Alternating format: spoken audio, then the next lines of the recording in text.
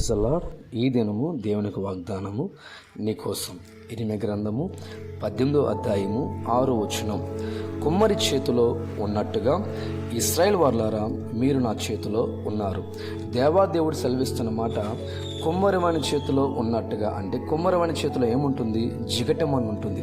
ఆ జిగటమన్నుతో ఆయన చేసే పని తనకు నచ్చిన పాత్ర, విలువైన పాత్ర, అమూల్యమైన పాత్రని ఆ కుమ్మరివాణి తయారు చేశాడు. కొన్నిసార్లు ఆ పాత్ర తయారవుతుండగా మధ్యలోనే కుమ్మరి చేతిలో పాత్ర విరిగిపోతుంది.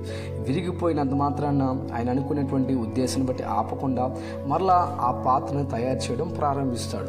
అది విరిగిపోవడం బలమైన కారణం ఏంటంటే ఆ పాత్ర తయారవుతుండగా చిన్న చిన్న రాళ్ళు కానీ పెంకులు కానీ పనికిరానిది ఏది ఆ మట్టిలో కలిసినా కొన్నిసార్లు పాత్ర విరిగిపోతుంది. అయినంత మాత్రాన ఆ పాత్ర తయారు చేయుటకు కుమ్మరివాడు అలిసిపోకుండా మరలా తను అనుకునే రూపం వచ్చినంత వరకు ఆ పాత్రను తయారు చేసిన తర్వాత ఆయన ఎంతగానో ఆనందిస్తూ ఉంటాడు. దేవుడు కూడా చెప్తున్నమాట, మీరు నా చేతిలో చిగటి మన్ను వలె ఉన్నారు. దేవుని చేతిలో మనం మన్ను వలె ఉన్నాం. అంటే దేవుడు నిన్ను నన్ను ఒక విలువైన పాత్రగా, అమూల్యమైన పాత్రగా ప్రభు తయారు చేయడానికి ఇష్టపడుతున్నాడు. కొన్ని సందర్భాల్లో మనకి ఈ లోకంలో విలువ లేని వారు ఉండొచ్చు, ఘనత లేని వారు ఉండొచ్చు. అయితే దేవుడే నిన్ను తయారు చేయగలడు. దేవుడే నిన్ను ఉన్నత స్థితిలో ఉంచగలడు. ఎందుకో చెప్పాలా? ఆదిలో దేవుడు నేలమన్ను తీసి ఆ నేలమన్నులో ఒక రూపం చేసి ఆ నాసిక రంధ్రాల్లో జీవవాయునోదుగా, జీవాత్మగా మన్నైన శరీరం మారింది. అంటే దేవుడు మానవుని కలిగజేశాడు.